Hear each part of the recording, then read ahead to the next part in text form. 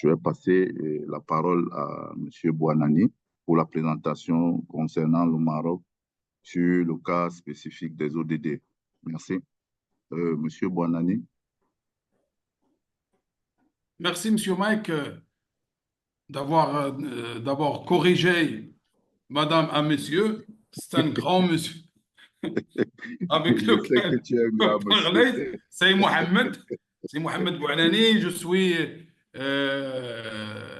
directeur d'une association nationale qui s'occupe de la multiplication de semences et en même temps, je gère les affaires de l'Union marocaine de l'agriculture qui est membre de l'IMNAGRI.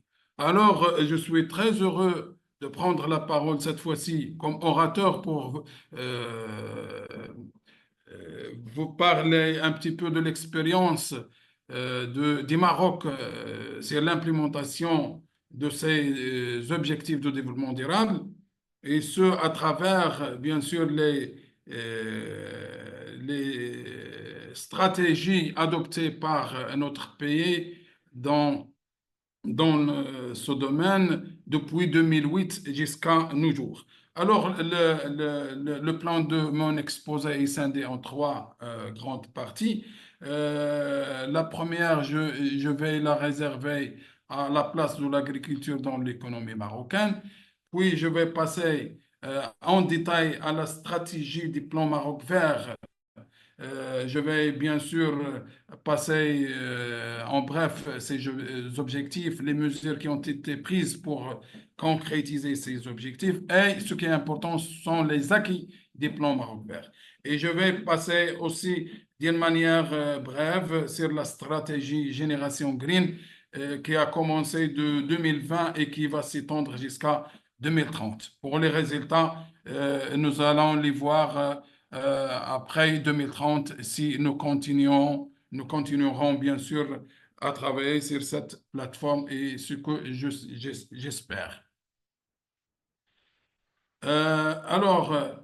Pour la place de l'agriculture dans l'économie marocaine, elle occupe une place centrale dans l'économie marocaine et elle représente environ 17% du PIB national, en employant aussi presque de 40% de la population active du pays et presque de 80% de la population active dans le milieu rural.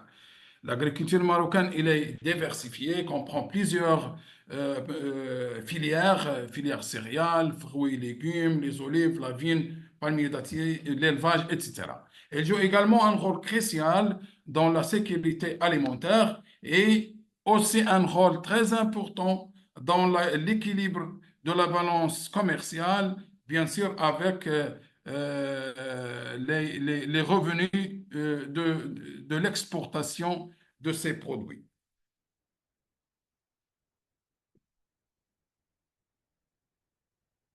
Bien.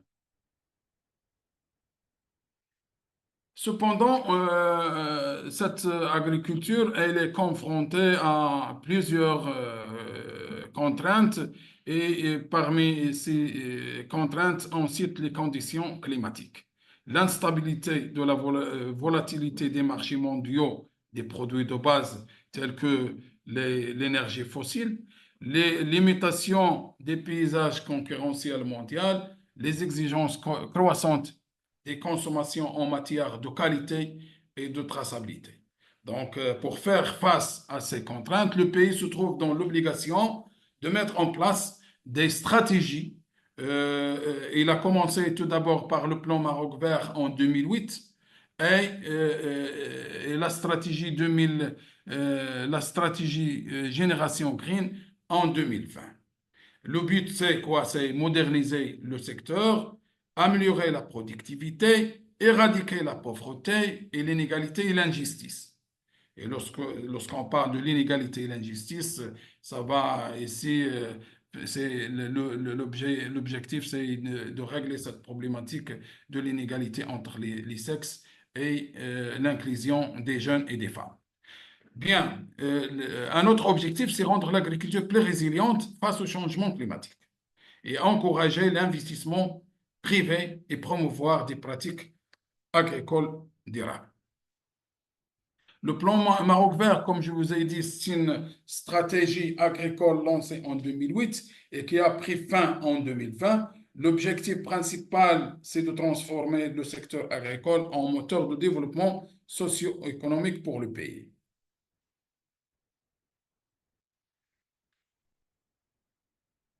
Pour ceci, le plan Maroc vert, c'est basé sur deux piliers.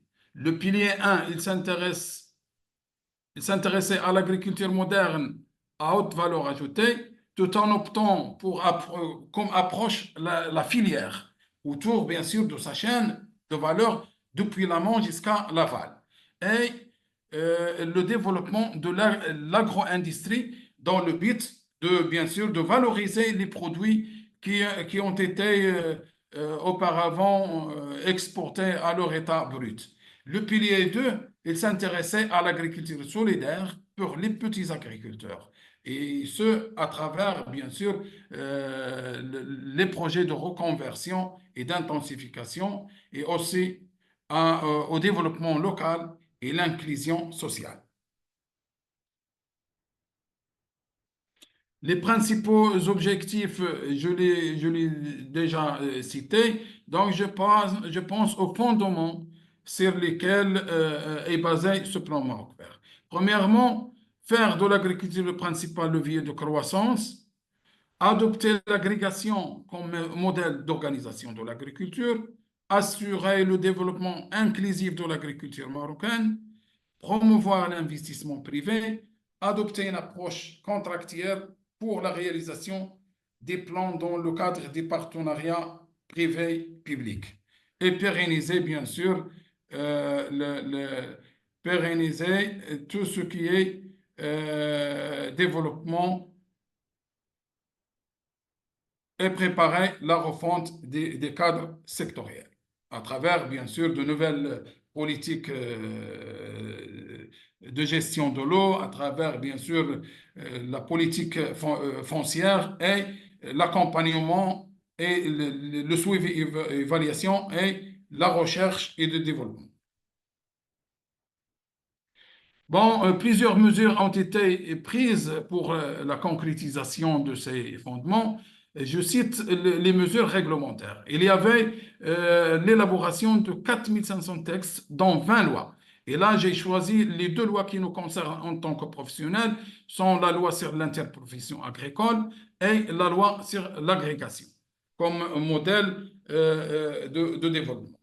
Les mesures institutionnelles, le gouvernement a créé un certain nombre d'offices et un certain nombre d'agences pour accompagner cette mutation qu'a subi l'agriculture marocaine. Donc, il y avait la création de l'Office national de sécurité sanitaire des produits alimentaires pour veiller sur l'application des lois et pour assurer la mission du contrôle de la qualité des produits alimentaires. Il y avait aussi la création de l'Office national du conseil agricole qui s'occupait des conseils techniques, la création de l'Agence de développement agricole pour promouvoir les investissements et faire le suivi et l'évaluation des différents projets dans le cadre des partenariats publics-privés. Il y avait aussi la création de l'INDZOA. Et ici, ça vient la notion de l'inclusion. L'inclusion, c'est-à-dire tous les facteurs, tous les participants dans l'agriculture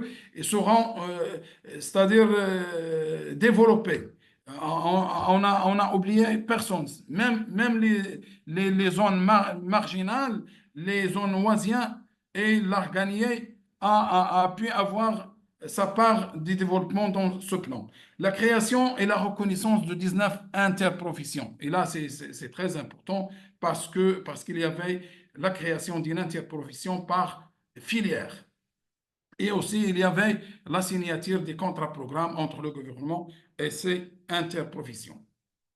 Bon, les acquis du plan Maroc vert, il y avait des impacts macroéconomiques, impacts sociaux, des impacts sur la durabilité et des impacts de la dynamique d'inclusion et de la petite et la moyenne agriculture.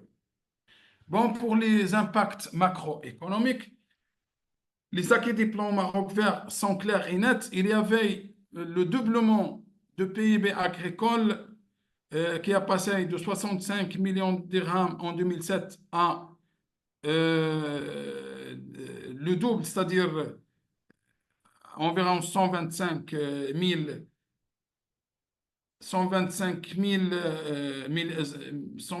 millions de dirhams en 2018. Il y avait la multiplication par 2,4 des exportations agricoles. Par exemple, les fruits rouges sont multipliés par 18, les tomates par 3, l'argan et ses dérivés par 5. Il y avait l'investissement privé qui a généré 63 milliards de dirhams. C'est-à-dire, un dirham d'incitation a généré 2,3 dirhams d'investissement. Les impacts sociaux. Il y avait la création de 50 millions de journées de travail qui ont été créées. Et là, je pense que le nombre d'emplois dans le milieu agricole, agricole a augmenté de 50 millions de journées. Puis, le nombre de jours de travail par employé agricole, lui aussi, a connu une augmentation de 30%, en passant de 108 jours en 2007 à 139 jours en 2018. Et ça a permis, bien sûr, aux employés agricoles de générer plus de revenus. Pour la couverture des principaux produits de base, il y avait une augmentation de 50%. Alors, pour les céréales, on a passé de 60 à 70%. Pour les fruits, on a passé à 100%. Pour les viandes et le lait, aussi à 100%. Pour le sucre, à 47%. Les impacts de la durabilité. Pour la durabilité, il y avait une économie et une valorisation de 2 milliards de mètres cubes par année. Et là, c'est très important. Ceci, c'est le résultat des différents programmes et des différentes techniques d'irrigation. Pour les superficies équipées en goutte à goutte, ont augmenté de 160 000 hectares en 2008 à 585 000 en 2019. Notez bien que maintenant, actuellement, on est arrivé à 860 000 hectares irrigués. Pour les plantations, nous sommes à 450 000 hectares qui avaient été plantés. Et vous savez bien que la plantation des arbres fruitiers contribue bien sûr à la résilience et autre que la résilience, il participe bien sûr à la réduction des gaz à effet de serre. Pour l'impact sur la dynamique d'inclusion de la petite et moyenne agriculture, il s'agit là de 2,7 millions de bénéficiaires. C'est grâce, bien sûr, à l'aménagement hydro-agricole, à la subvention des facteurs de production et à l'élargissement de la superficie assurée, bien sûr, avec d'autres techniques de développement telles que l'agrégation. Il y avait la subvention de la santé animale, l'amélioration génétique, le développement de l'agriculture solidaire et bien sûr l'amélioration et la structuration des circuits de distribution. Notez bien qu'il y avait aussi la modernisation des abattoirs et l'accélération de la valorisation des différents produits agricoles marocains. Alors, pour ce qui est de la génération Green, qui a commencé de 2020 et va s'étendre jusqu'à 2030, elle s'est basée sur les acquis du plan Maroc Vert dans le but de mettre en place un modèle agricole durable en mettant bien sûr le focus sur les jeunes et sur l'agriculture, la petite agriculture, en se basant bien sûr sur deux fondements. Le premier donne la priorité à l'élément humain, le deuxième s'intéresse à la pérennité des développements agricoles. Pour ce qui est priorité à l'élément humain, il compte la création d'une nouvelle génération de classe moyenne, une nouvelle génération de jeunes entrepreneurs agricoles, une nouvelle génération d'organisations agricoles et une nouvelle génération de mécanismes d'accompagnement. Pour ce qui est de l'élément qui s'occupe de la pérennité des développements agricoles, elle prévoit la continuation, bien sûr, de la consolidation des filières agricoles, la chaîne de distribution qui sera modernisée dans le but de la rendre efficiente, et il s'intéresse aussi à la question de la qualité, c'est-à-dire le contrôle de la qualité et l'innovation dans le cadre toujours de l'agriculture de précision. Et il prévoit aussi de continuer sur ce qu'on appelle l'agriculture résiliente. Alors, pour ce qui est de la nouvelle génération de classe moyenne, elle prévoit de toucher 350 000 à 400 000 ménages, bien sûr en augmentant les superficies qui seront couvertes par l'assurance agricole à 2,5 millions d'hectares et en procédant à la protection sociale de 3,3 millions d'agriculteurs qui vont bénéficier de cette protection. Et bien sûr, la réduction des écarts, de la différence entre le SMAC et le SMIC, entre le salaire minimum agricole garanti, pour encourager les employés agricoles à rester dans leur champ et de ne quitter pas vers les villes. Ceci, bien sûr, sera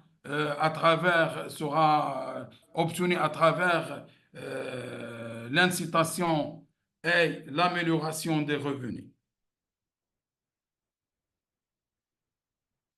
La création d'une nouvelle génération de jeunes entrepreneurs agricoles.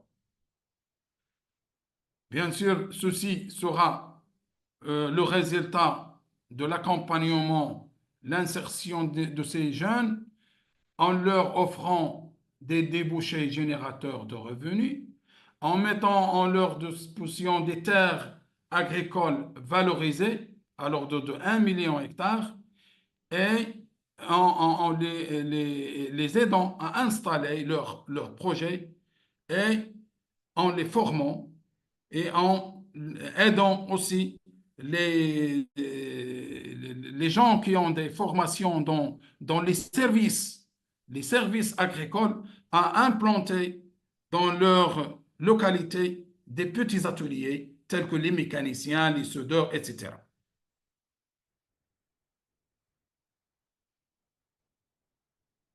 En ce qui concerne la nouvelle génération d'organisations agricoles, toujours dans le cadre de la poursuite ou de la continuité de ce qui a été fait dans le plan Maroc Vert, la stratégie Génération Green prévoit d'augmenter le taux de regroupement à 25% et va permettre, bien sûr, à ces interprofessions de s'autonomiser, bien sûr, et ils vont puis gérer une partie du budget public de l'ordre de 30%.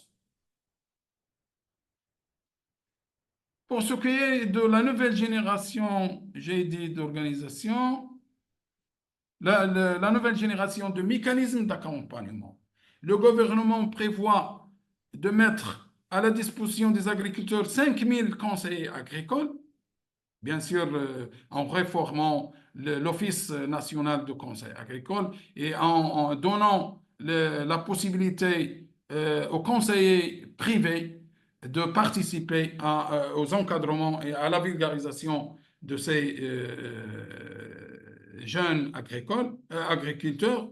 Bien sûr, il prévoit la connexion aux services digitaux de 2 millions d'agriculteurs et elle prévoit aussi l'augmentation de 350 à 400 000 hectares qui seront dédiés à l'agriculture solidaire.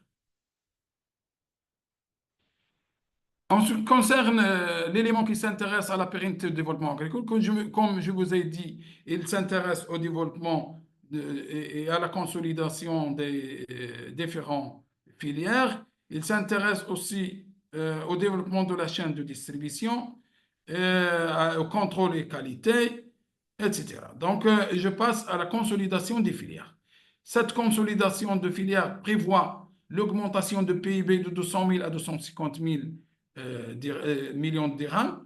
Le rendement, il sera multiplié par 1,5 et les exportations aussi vont subir une augmentation de 50 à 60 millions de dirhams.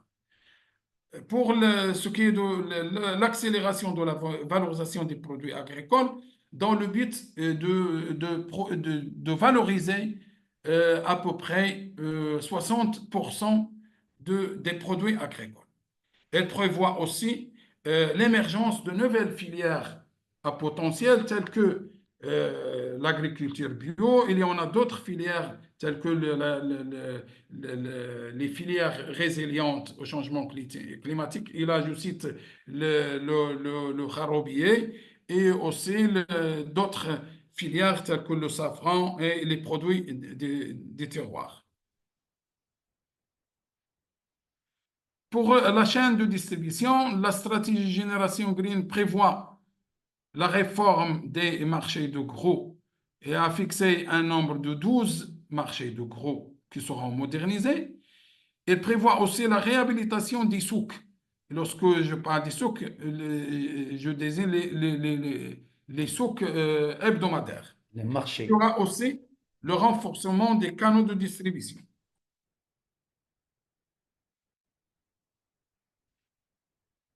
La stratégie Génération Green prévoit l'amélioration de la qualité des produits et de les adapter aux tendances agricoles et technologiques qui sont demandées par les consommateurs.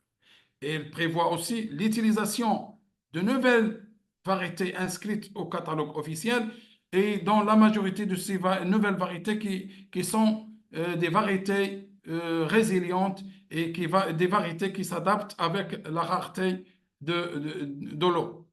Elle prévoit aussi l'investissement dans la recherche et le développement qui sera doublé et prévoit la modernisation des abattoirs et aussi le travail sur le contrôle effectif de la qualité qui sera multiplié par 2 et aussi l'identification des cheptels qui va toucher 100%.